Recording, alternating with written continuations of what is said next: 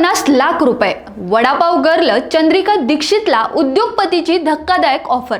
म्हणाले, माझ्याकडे सर्व पुरावे आहेत।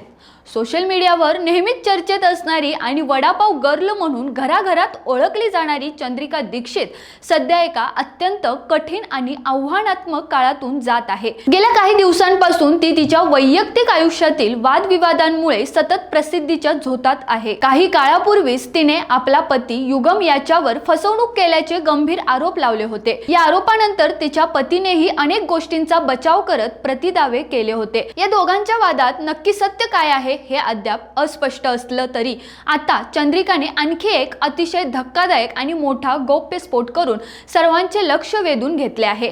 हा नवा खुलासा तिच्या कौटुंबिक जीवनाशी संबंधित नसून तिच्या व्यावसायिक वाटचालीशी आणि ग्लॅमर विश्वातील कटू वास्तव्याशी जोडलेला आहे।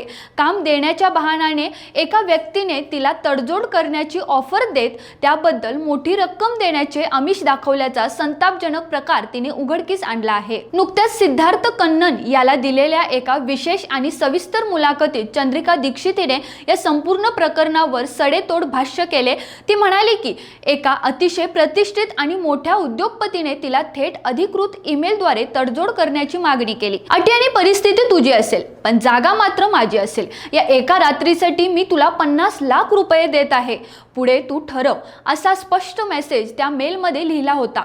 या संपूर्ण घृणास्पद प्रकाराचे सगळे पुरावे आणि ईमेलचे स्क्रीनशॉट्स आपल्याकडे अत्यंत सुरक्षित असल्याचेही तिने ठामपणे सांगितले आहे। याच मुलाखतीत चंद्रिकाचा सहकारी सैफी यानेही या धक्कादायक माहितीला पुष्टी दिली। तो म्हणाला की केवळ हा एकच व्यावसायिक नाही, तो मनोरंजन क्षेत्रातील काही बड्या दिग्दर्शक आणि निर्मात्यांनी तिला तडजोड करण्यासाठी अनेकदा संपर्क साधला होता।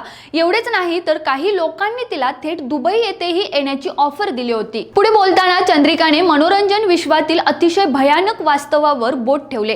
करिअरमध्ये यश मिळवायचे असेल आणि पुढे जायचे असेल तर तडजोड करावीच लागेल, असा सल्ला तिला काहींनी दिला होता।